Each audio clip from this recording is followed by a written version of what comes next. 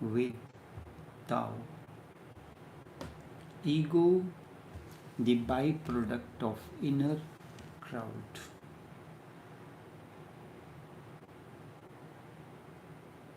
It is in the crowd your individuality is needed. If there is no one and you are all alone, there is no crowd. The ego does not exist. Therefore, before desire or before knowing, how can there be the ego sense or I amness? And if there is no desire, there is no thought, how can you say I am or my thought, my desire? You cannot say, because when there is no thought, there is no stampede of thought, there is no stampede of desires, there is silent. The traffic is not there, the road is silent, there is no noise, no cars passing, just it is a pin drop silence. In the night at times, you can hear even the minutest sound. So because there is silence all around, deep within there is a lot of noise of thoughts, stampede, desires, then there is no silence. When everything is silent, not a single ripple is there, and without any ripple, how can you create this illusion of I? When the waves are rising on the surface of the ocean, there is a noise. And when the tides are low in the night, you can hear the smallest sound. If some ripple is there, then and only then you can get attached to it, and through it comes the feeling of I am. The ego is born. When there is no ripple in the consciousness, ripple of thoughts, ripple of desires. Thoughts are of different nature, very vast range. They arise on the surface of life's ocean, which is consciousness. When there are no ripples in the consciousness, there is no I. So before desire arises in you, remember that how can there be ego sense or I-ness when there is no desire? And when the desire comes, continue, remember it, do not forget. And then 3 stages. First, there is no desire, then desire comes in, and then the desire vanishes. For instance, you are sitting down, there is no hunger, so there is no desire for food. So remember that. Without the desire, there will be no ego. Then a desire arises and you start feeling hungry. I use the word hunger for a specific reason. It does not include just one aspect. The food. Food is very comprehensive.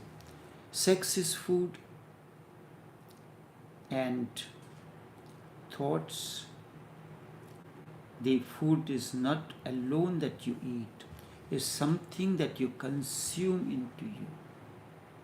If while you are eating the food, you are not into it, you are not emotionally fulfilled, then that food will not satiate you. Emotional fulfillment means it is nutritionally balanced. Nutritionally balanced requires the fulfillment at different levels. When you enter into sex, it happens at the physical level, but at the level of emotions, it is not satisfied. So you are not satisfied. You are always looking what to eat now. What to eat now. So your name can be given, what to eat now. I have eaten this. What next? Firstly, the balanced and then fulfillment of sex comes only at psychological level, at the level of emotions. Most of the people, they are developed physically, but at emotional level they are not developed. And in that, sometimes it happens when people are physically developed, their body is strongly built, a muscular body. So sometimes the girls, they like those kind of bodies, but they forget the emotional aspect of sexual fulfillment. And sooner or later you realize, or you go into the beauty aspect, but you do not focus during that act on the emotional aspect, which is psychological. And unless sex is fulfilled or desire is fulfilled at the psychological level, it is never fulfilled. If it is not fulfilled at emotional level, you are not alone objective, but instead you are a confluence of objectivity and subjectivity. Emotional aspect, life is subjectivity, and the act of sex or eating food is objectivity, but you can eat the food in a subjective manner. You can involve into the act in a subjective manner. That's where other thing comes into existence. And Vigyan Bhairav Tantra is nothing else but fulfillment of sex at emotional or level of psychology. So emotions are part of psychology, the second body, the bhav sharir, the feelings. So before a desire comes, remember that a desire is arising, and without the desire, I-ness will not be there. Then desire comes in, a wave comes in. Without the wave of desire is coming into you, then again remember, without desire there is no ego. And then desire comes out, again you remember. 3 stages. Go on remembering. So too when thought arises, remember it, look at it. Just note that a thought has arisen. Sooner or later it will go, because everything is momentary. Like a wave comes, its life is ephemeral. Thought is a wave arising on the surface of life's, the ocean of consciousness. When there is an interaction between objects and beings, just as the waves arise on the surface of the ocean with the interplay between the moonlight, the gravitational force of moon, and the wind element. So gravitational force of moon does something, so it is the gravitational force of something that creates a wave of emotions, wave of thoughts into you, and waves start arising on the surface of the ocean of consciousness. So you remember when a thought is arising, and when thought has arisen, soon this thought will vanish like the wave, because everything is momentary. And then there will be a gap. The car passes on the street, then there is a gap, no car is passing, between these two thoughts there is a gap. Between two desires again there is a gap. And in that gap there is no noise. And when there is no noise, there is no crowd, there is no I, there is no ego sense. The noise is there when the cars are screeching, passing bumper to bumper. Then there is no car. The gap between the two cars extends.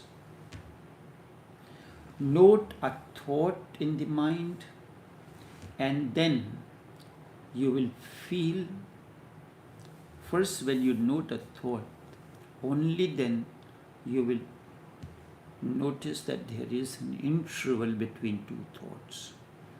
If you are not focusing on the car that passed, how can you know that there was a gap between the car that passed and the car that is coming now? And what was that interval time gap? So you have to be aware of the first vehicle of thought to come in, pass in front of the podium where you are standing. Like it is like an army march past. A salute is given to a foreign dignitary. He stands on a podium. The army starts marching past and past him. So a person, if you put it as here, as a thought, comes in front of the podium, he makes a salute, puts down his gun, makes a salute, looks at the person standing at the podium, then he goes. As he passes the podium, his face also turns forward and the gait becomes different. Then another person comes in. As soon as he comes in front of the podium, he does the same thing. So when thoughts are passing like an army marching and your consciousness is standing to receive that march past, that cordial welcome. So it is a tradition in the political fields. When a foreign dignitary, president or prime minister comes, he is given a march past. He is standing on the podium, and so your consciousness is you, standing on a podium, marching the thoughts and desires pass in front of you.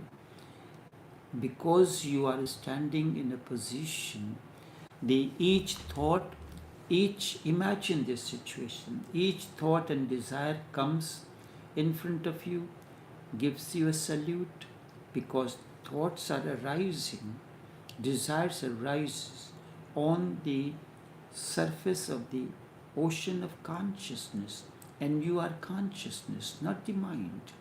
So comes, gives you a salute and passes and continues looking forward again. So thoughts are moving. However, there is an infinitesimal gap between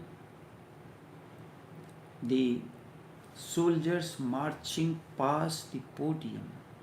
Howsoever small that interval be, there is always an interval gap. Maybe you are not able to capture that gap. Then another thought comes in, then again there is an interval. In those intervals, there is no I. You are receiving the march past. You are receiving the salute.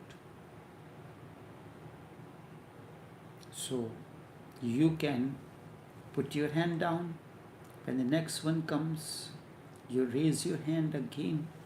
And those intervals are your real being. I gave you the example so that you can visualize the situations of thoughts and desires passing in front of the podium where you are, consciousness is standing. So thoughts are moving in the sky, and in those intervals you can look between the clouds. The sky is revealed. Your consciousness is revealed between two thoughts, between two desires. So consider this, dissolve in the beauty.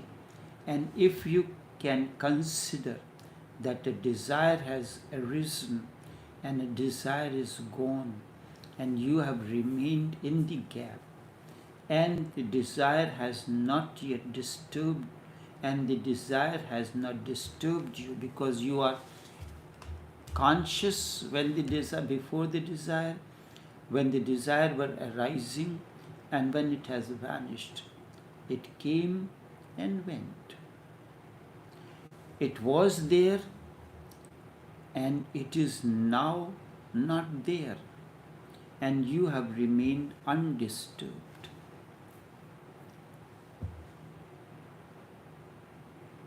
You remain undisturbed.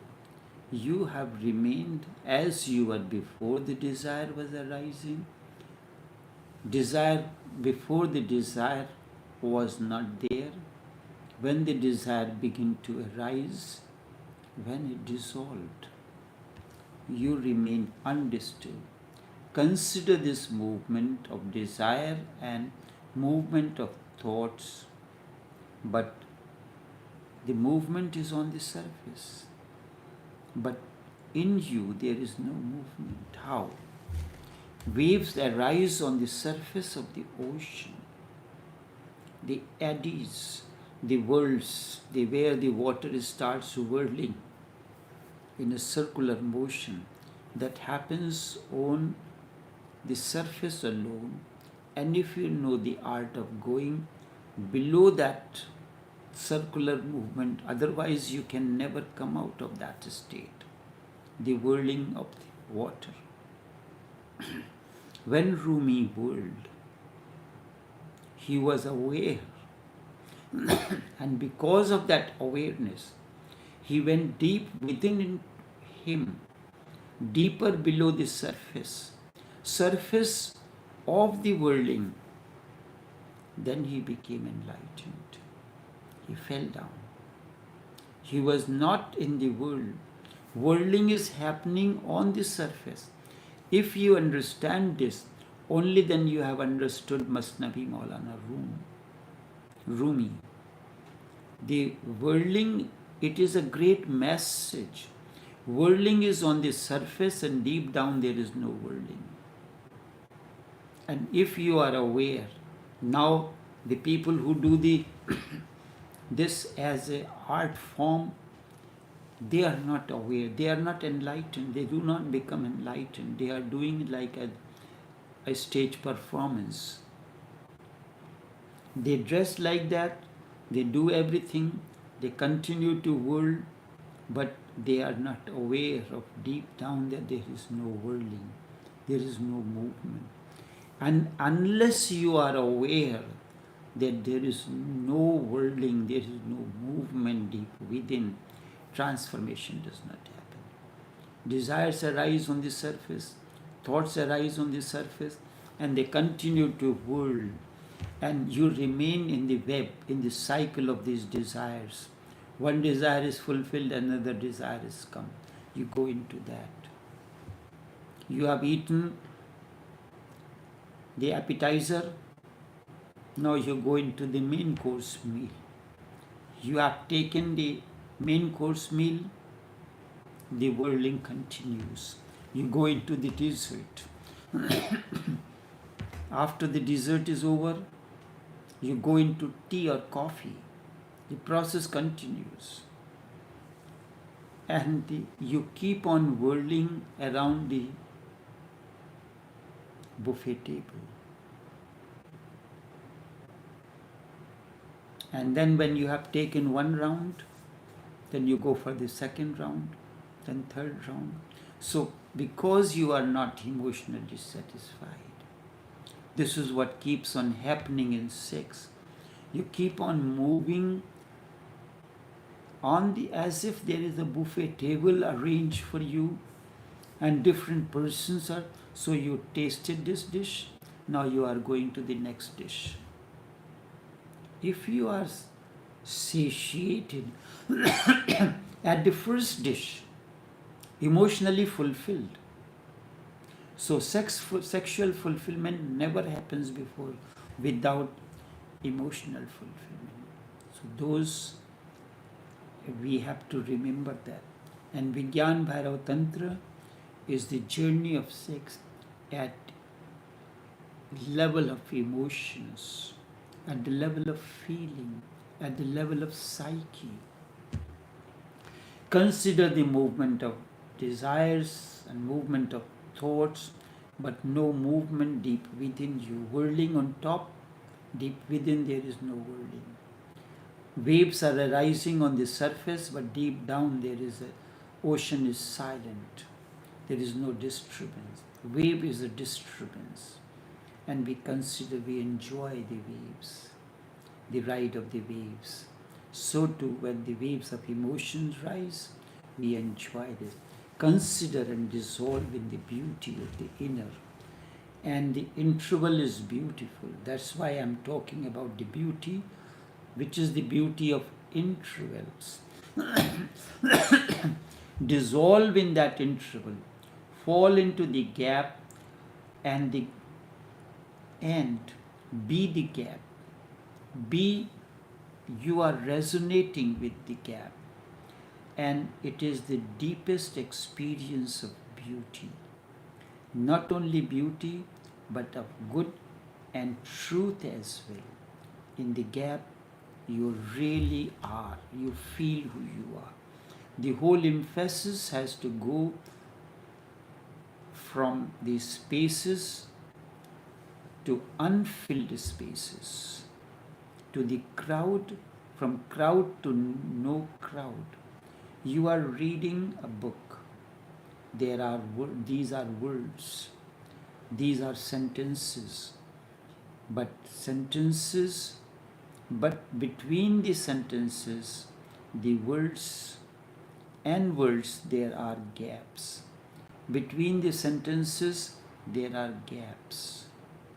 Sentence is formed, is not like one word. After one word, there is a gap, the next word, then there is a gap. And after the sentence, these gaps are gaps between the words in a sentence, makes the sentence easily understandable by you. If there is no gap in a sentence, can you understand a sentence? And after a sentence is finished, there comes full stop. That whatever message is to be conveyed through that sentence is complete. Then comes the next sentence. Then comes paragraph, a compendium of different sentences. And these make you understand the subject matter, what the author wants to communicate to you. Between the sentences, there is a gap. Nothing is written. In those gaps, you are. And what are those gaps? The whiteness of the paper.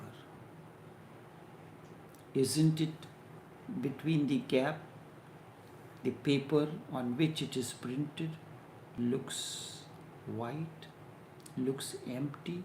You are that. And the black dots are just the clouds of the thoughts and desires moving into you. Change the emphasis. Change the gestalt. Don't look at the black spots, instead start looking at the white. So that's why after the master is speaking, after a sentence is spoken, there is a gap. You focus on the words of the masters, not on the gaps that he is purposely creating as grooves into your consciousness. These are engraving something into your consciousness. the gaps between two words, gaps between two sentences, gaps between two paragraphs, then gaps between this, the size of the gaps keep on increasing, and then gaps between chapters, they help you, they create, they engrave something into your consciousness, they create the grooves into your consciousness, and it is that alone which transforms you. Be interested in the gaps, the intervals. Through those intervals, you can dissolve one day into the ultimate beauty. The ultimate beauty. Enough for now. Take care.